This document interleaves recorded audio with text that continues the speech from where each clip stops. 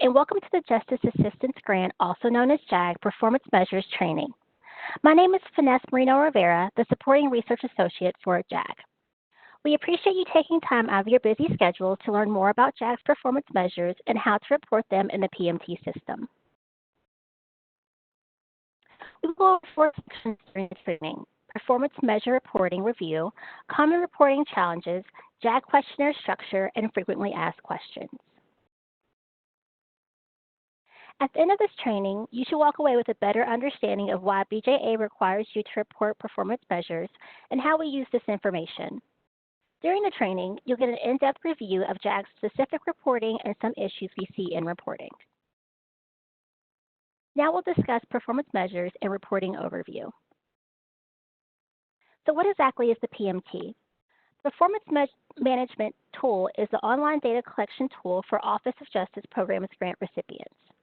It is structured as an online questionnaire and is available year-round.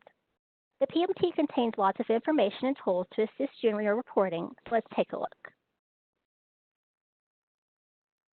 This table outlines the type of data you'll be reporting each reporting period, when your reports are due in the PMT, and whether you also need to upload your reports to the GMS.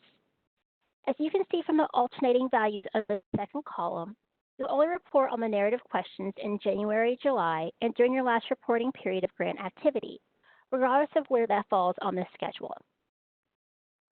The PMT is only open for data entry during the month after a reporting period closes. The PMT is accessible year-round for you to review and edit your data, generate reports, and more. But you will need to contact the PMT help desk to help you unlock reports as needed.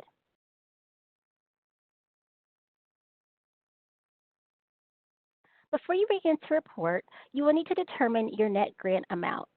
To determine your net grant amount, you will need to identify if you are a grantee or a subgrantee. Based on grantee status, you will take the federal award amount minus all amounts that have been given to subgrantees from that federal award. Based on subgrantee status, your net grant amount is the amount subawarded to your organization by the grantee agency. The following slide will illustrate how these distinctions dictate how you report as a JAG grantee. Based on your net award amount, there are 2 pathways for reporting.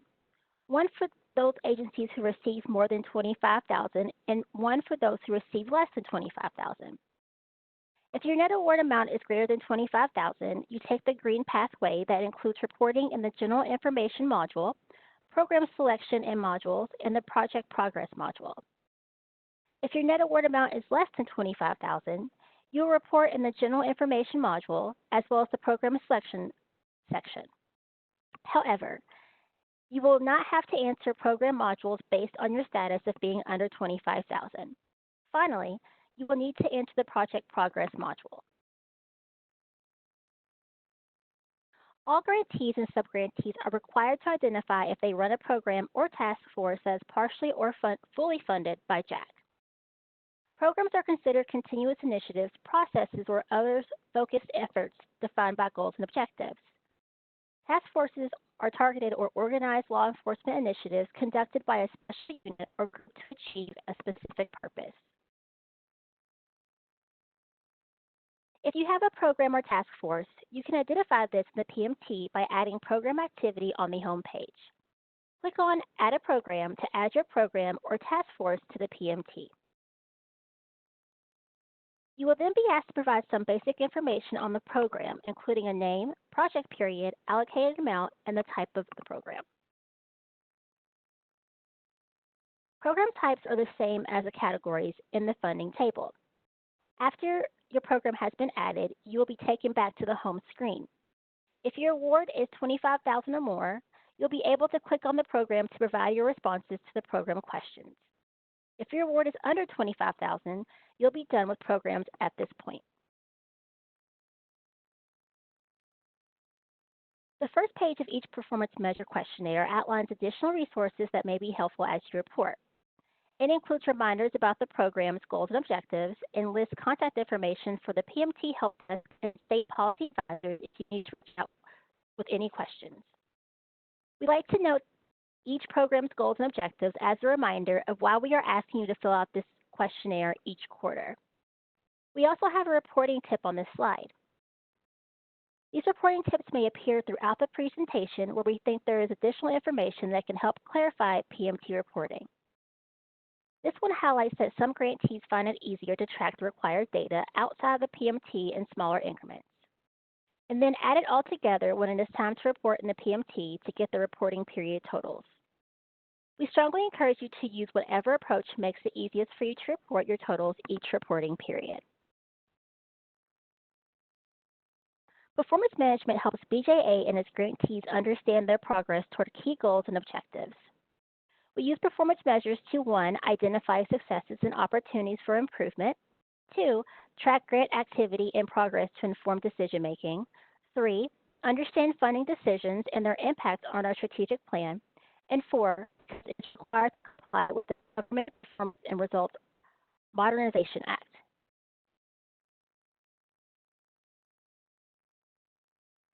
Please respond to the following polling questions on the right side of your screen. Number 1, how many days after the close of a reporting period is your PMT report due? A, 7, B, 15, C, 30, or D, 45? Also, number 2, how do performance measures help grantees? A, inform budget, strategic planning, and future funding. B, identify successes and areas for improvement. C, inform targeted TTA, or D, all of the above. For number 1, how many days after the close of the reporting period is your PMT report due? The correct answer is C, 30. And for number 2, how do performance measures help grantees? The correct answer is D, all of the above. Also, please answer the following questions. Number 1, how does your organization use performance measures? And number 2, do you have any questions about how BJA uses performance measures? We'll also give you a few minutes to respond. We'll now move on to questionnaire structure. There are multiple types of questions that you will come across in the PMT: multiple choice, multiple responses, and open text.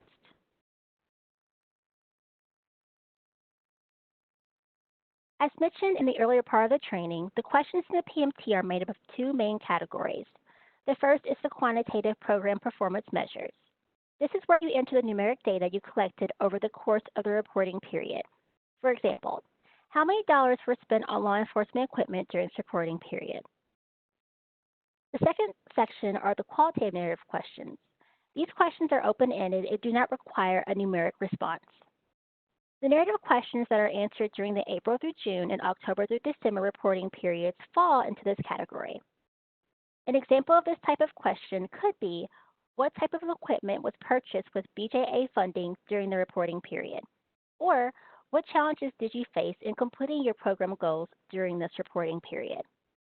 Remember, these questions are meant to capture the full experience you have with conducting activities with BJA funds. So the more information you provide, the better.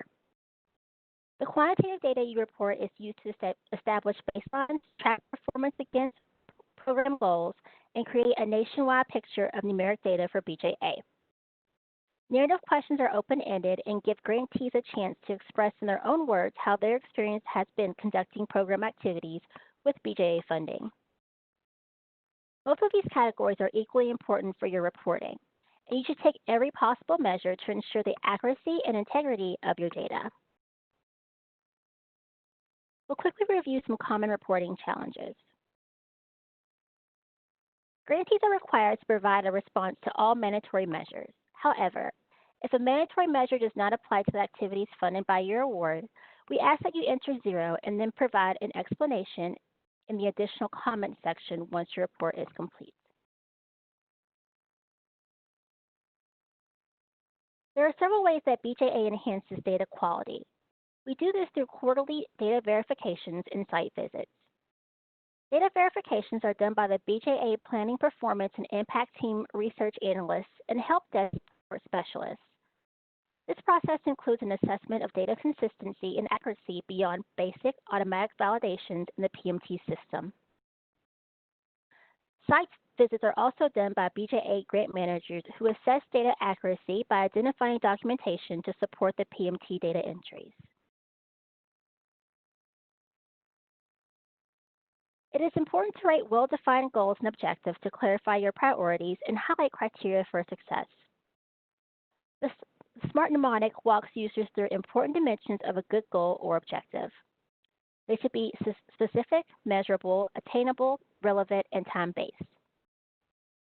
We recommend that you reevaluate your goals twice a year to determine whether they should be updated and use data to drive the process. This slide provides an example of strong goals and goals needing improvement based on BJA standards. Here we see that the strong goals listed are more targeted and more detailed compared to the goals needing improvement, which lack details.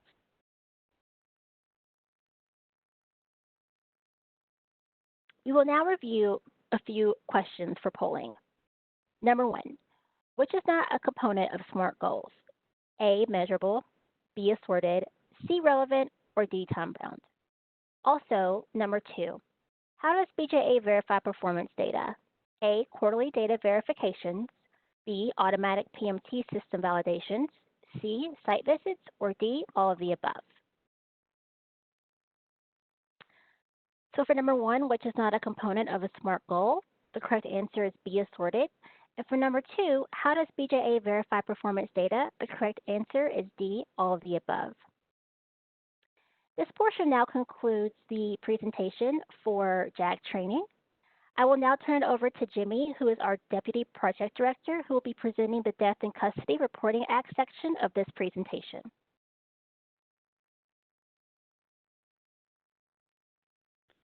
Thank you, Finesse.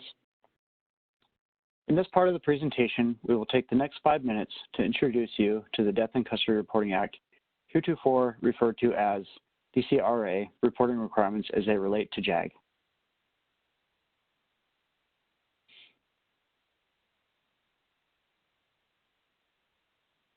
BJA is taking over the mandate from BJS to collect DCRA data from states. All deaths in a local or state correctional facility must be reported, as well as those occurring under arrest or during the process of an arrest. The state must collect data from all jurisdictions in their state, regardless of whether they have received a JAG award.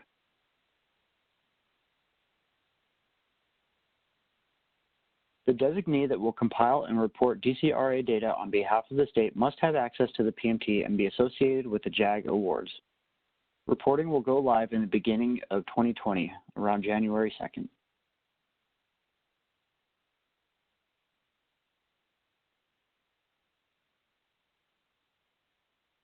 The required data elements in the DCRA module track closely with what is required by law.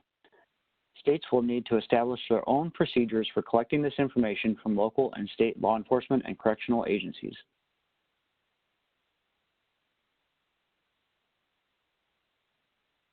You have the option to select No if you have no records to enter. Otherwise, enter the number of records for decedents that you have, and you will be able to enter those. To enter, then you go to the Decedent Information tab.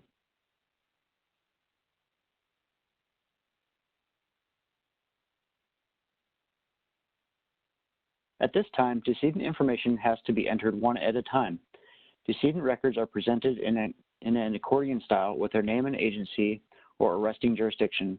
You can toggle between as you enter the data. Hitting Save will move you to the next decedent record. Save and Continue moves you to the review page.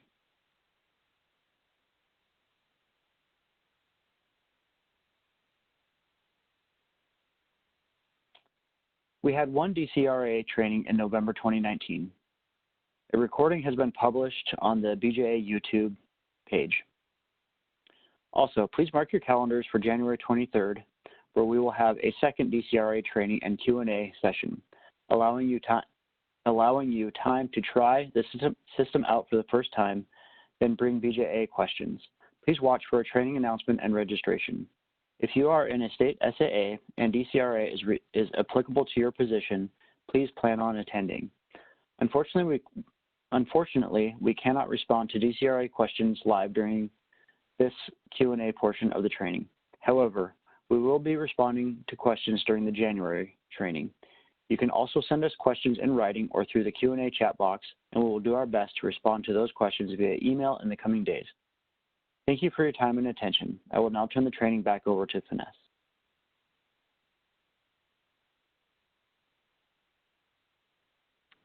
Thanks, Jimmy.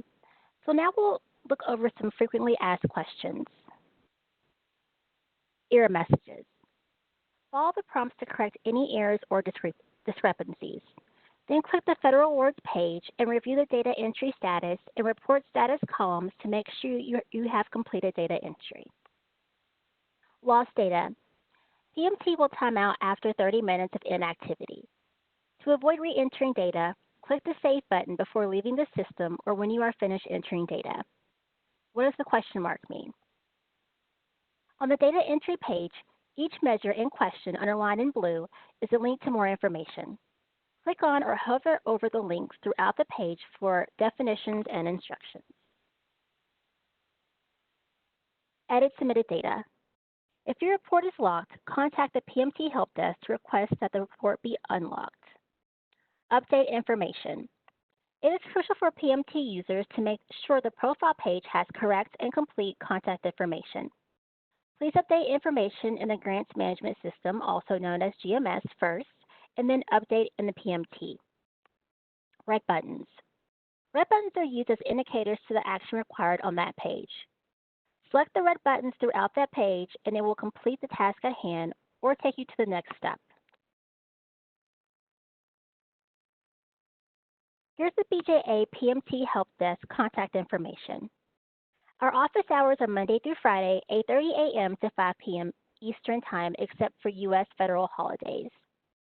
We strive to return everybody's email and phone call within 24 hours, so please don't hesitate to leave a voicemail or email even after business hours. We'll leave the webinar open for about 5 to 10 minutes so you can download any handouts attached or use the Q&A box if you have any questions. A recording of today's training and other user materials and resources will be posted online. On behalf of BJA and the PMT team, thank you for your time, dedication, and hard work. This concludes the presentation. I will now hand it back over to Katie.